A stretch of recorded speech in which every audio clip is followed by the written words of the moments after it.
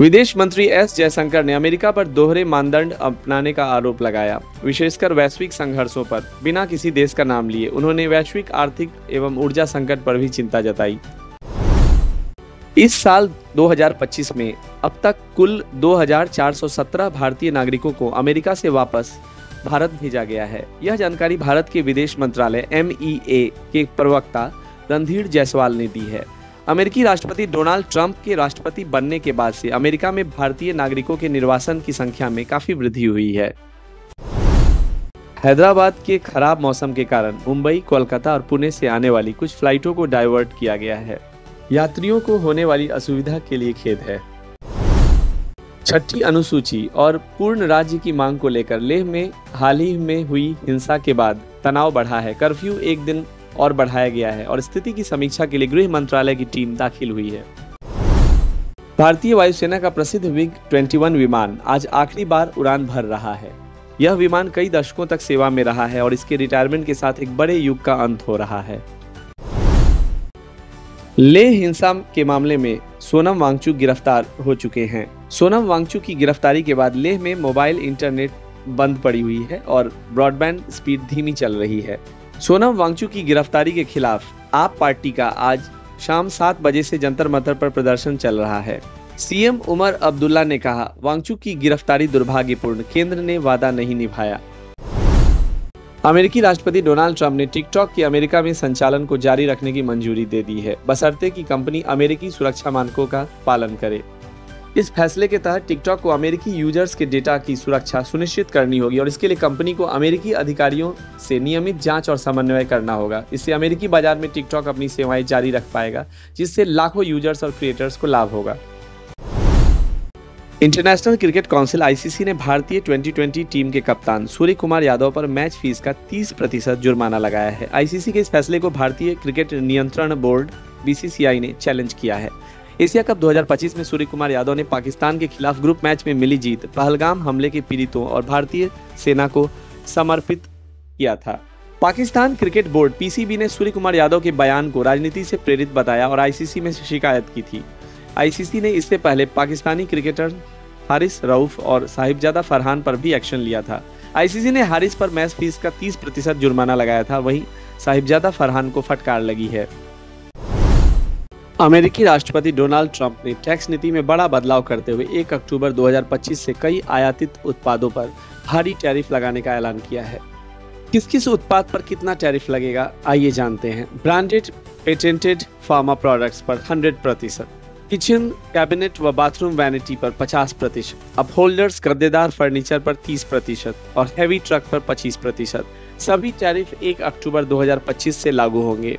Pharma tariff यानी दवाइयों पर टैरिफ सिर्फ उन्हीं कंपनियों के लिए छूट है जो अमेरिका में अपनी फैक्ट्री का निर्माण शुरू कर चुकी है। ट्रंप ने कहा कि आयातित उत्पादों की बाढ़ से अमेरिकी मैन्युफैक्चरिंग को काफी नुकसान हो रहा है। उनका तर्क है कि नेशनल सिक्योरिटी और घरेलू विनिर्माण को बचाने के लिए ये टैरिफ जरूरी है। ट्रंप ने स्पष्ट किया कि फार्मा, ट्रक, किचन कैबिनेट व फर्नीचर जैसे सेक्टरों में विदेशी अनफेयर कंपटीशन को बचाना है। फार्मा प्रोडक्ट्स में 100% टैरिफ लगने से भारतीय दवा कंपनियों के लिए मुश्किलें बढ़ेंगी। किचन कैबिनेट, फर्नीचर और भारी ट्रकों के दाम सीधे अमेरिकी बाजार में बढ़ जाएंगे, जिससे महंगाई पर असर होगा। कई अन्य देश भी इन टैरिफ से प्रभावित होंगे, खासकर वो जिनका अमेरिका में इन श्रेणियों में एक्सपोर्ट ज्यादा है।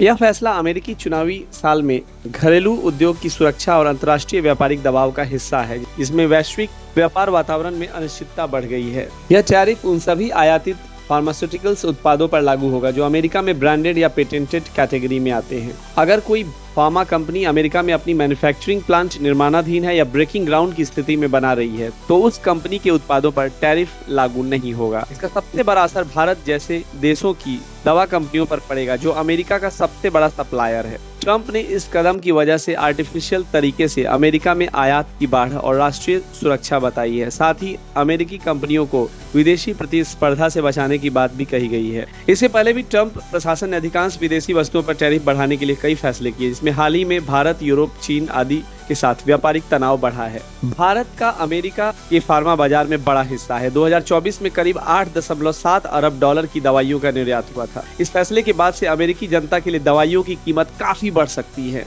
इंडियन फार्मा कंपनियों को अब अमेरिका में मैन्युफैक्चरिंग इकाइयां लगाने की बड़ी चुनौती होगी, वरना प्रोडक्ट्स पर 100% टैक्स लगेगा।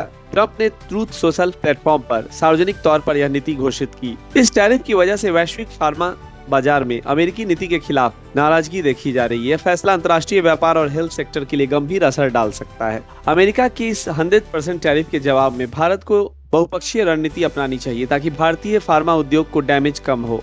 भारत अपनी ओर से अमेरिकी निर्यात उत्पादों पर टैरिफ बढ़ाने या अन्य व्यापारिक प्रतिबंध लागू कर सकता है, जिससे द्विपक्षीय व्यापार पर दबाव बनाया जा सके। कूटनीतिक स्तर पर बातचीत शुरू कर अमेरिकी प्रशासन को समझाना है कि भारतीय जेनरिक दवाएं अमेरिकी हेल्थ सिस्टम के लिए सस्ती और जरूरी है, खासकर आम नागरिकों की जेब के हिसाब से। भारत को लैटिन अमेरिका, अफ्रीका, यूरोप और एशिया जैसे क्षेत्रों में दवा निर्यात बढ़ाने की रणनीति बनानी चाहिए, जिससे अमेरिकी बाजार पर निर्भरता कम हो। बड़े भारतीय फार्मा कंपनियां अमेरिका में मैन्युफैक्चरिंग यूनिट्स स्थापित करने की प्रक्रिया को तेज कर रह सकती हैं, ताकि टैरिफ के दायरे से बाहर आ सके।